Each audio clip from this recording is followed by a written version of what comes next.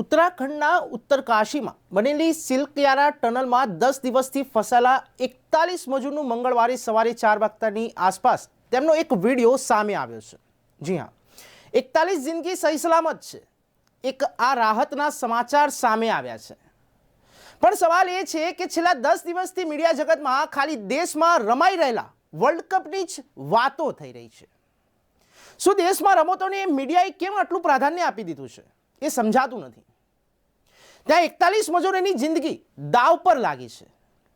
ત્યારે હવે કેમ વર્લ્ડ કપ પત્યા પછી અમુક મીડિયા ત્યાં પહોંચીને કવરેજ કરી રહ્યું છે? કારણ કે ન્યૂઝ ફોર ઇન્ડિયાની જવાબદારી છે સાચી વાત જાણવાનો હક તમને પણ છે અને સાચી વાત કહેવાનો હક અમને પણ છે. જ્યારે દેશમાં આવી ઘટનાઓ થાય છે તો દુઃખ થાય છે. એક પત્રકાર તરીકે ખાલી ને ખાલી ટીઆરપી માટે અમુક ચેનલો અમુક વસ્તુઓને પ્રાધાન્ય આપી દે છે. પણ કહેવાય છે ને, અંધારા પછી એક નવા સૂરજનો ઉદય થાય છે. તેવું જ આજે સવારે 4 વાગે ઉગતા સૂરજમાં આ ટનલમાં ફસાયેલા 41 જિંદગી માટે નવા સૂરજના કિરણની જેમ સમગ્ર દેશ માટે ઉગી નીકળ્યો. અમને ગર્વ થાય છે કે આપણી દેશના જવાનો, ફાયર બ્રિગેડની ટીમ કે પછી અન્ય ત્યાં જે પણ દિવસ રાત મહેનત કરી રહ્યા છે તેમને ન્યૂઝ ફોર ઇન્ડિયાની ટીમ તરફથી 100 સલામ છે. 10 દિવસની અંદર ફસાયેલા મજદૂરો ખાધા પીધા વગર જીવી રહ્યા છે.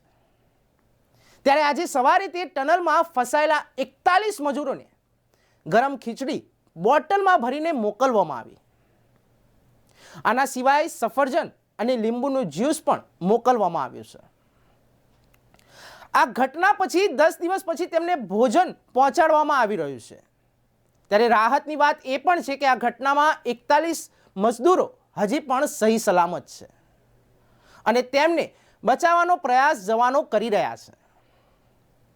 મારે આ ન્યૂઝ ફોર ઇન્ડિયાના સ્ટુડિયોમાંથી એટલું જ કહેવું છે, એક પત્રકાર તરીકે અને એક દેશના જાગૃત નાગરિક તરીકે, કે દેશમાં ઘણી બધી સમસ્યાઓ છે જેને ઉજાગર કરવાનું કામ આપણા મીડિયા જગતનું છે.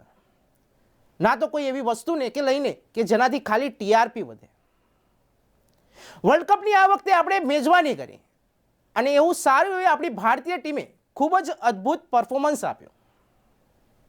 પ્રધાનમંત્રી ખુદ અંદર પેવેલિયનમાં જઈને ખેલાડીઓને પ્રોત્સાહન આપ્યો અને તેમનો આત્મવિશ્વાસ વધાર્યો.